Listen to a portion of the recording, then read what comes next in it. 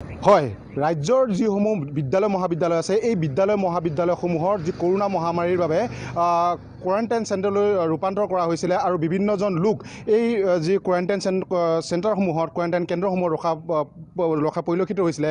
আৰু মই এতিয়া উপস্থিত আছোঁ জাগিৰোডৰ উচ্চতৰ যি মাধ্যমিক বিদ্যালয়, এই মাধ্যমিক বিদ্যালয়ত। আৰু ইতিমধ্যে এই যিখন বিদ্যালয় আছে এই বিদ্যালয়খন কিন্তু ইতিমধ্যে কোৱাৰেণ্টাইন চেণ্টাৰ হৈ আছে। আৰু যদিহে 1 ছেপ্টেম্বৰৰ পৰা যি ৰাজ্য চৰকাৰে যি বিদ্যালয় মহাবিদ্যালয়সমূহ খোলাৰ যি যোজা কৰিছে আৰু এই যদি খোলা হয় কিন্তু ইয়াত এনেদৰে এতিয়াও কোৱাৰেণ্টাইন কেন্দ্ৰসমূহত এতিয়াও লোক থকা পৰিলক্ষিত হৈছে। বিভিন্ন যেনে জাগিৰোড মহাবিদ্যালয়কে আদি কৰি বিভিন্ন যি বিদ্যালয় আছে এই বিদ্যালয়সমূহত ইতিমধ্যে ইয়াত লোক থকা পৰিলক্ষিত হৈছে।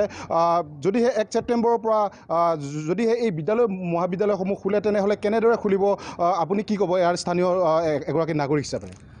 হয়, আপোনাৰ অসম চৰকাৰে যি ঘোষণা কৰিছে অহা 1 ছেপ্টেম্বৰৰ পৰা আপোনাৰ মহাবিদ্যালয় স্কুলবিলাকত আপোনাৰ কোৱাৰেণ্টাইন চেণ্টাৰ যিবিলাক আছে 1 ছেপ্টেম্বৰৰ পৰা আপোনাৰ নিয়মীয়াকৈ বিদ্যালয় লিখা পঢ়া কৰাৰ কাৰণে ছাত্ৰ ছাত্ৰীৰ কাৰণে ব্যৱস্থা কৰি দিব। কিন্তু আজি আমি জাগিৰোডৰ পৰা আহ্বান জনাইছোঁ এতিয়ালৈকে আপোনাৰ মহাবিদ্যালয় বা জাগিৰোড উচ্চতৰ মাধ্যমিক বিদ্যালয়ৰ যি আপোনাৰ কৰোনা চেণ্টাৰৰ আছিলে এতিয়ালৈকে কোনো চাফ চিকুণ কৰা কোনো ব্যৱস্থা কৰা নাই, কোনো চেনিটাইজাৰ কোনো ব্যৱস্থা কৰা নাই। যদি এনেকৈ থাকে তে 1 ছেপ্টেম্বৰৰ পৰা আপোনাৰ যিটো বিদ্যালয় খোলা কথা আছিল এইটো অসম্ভৱ হৈ পৰিব।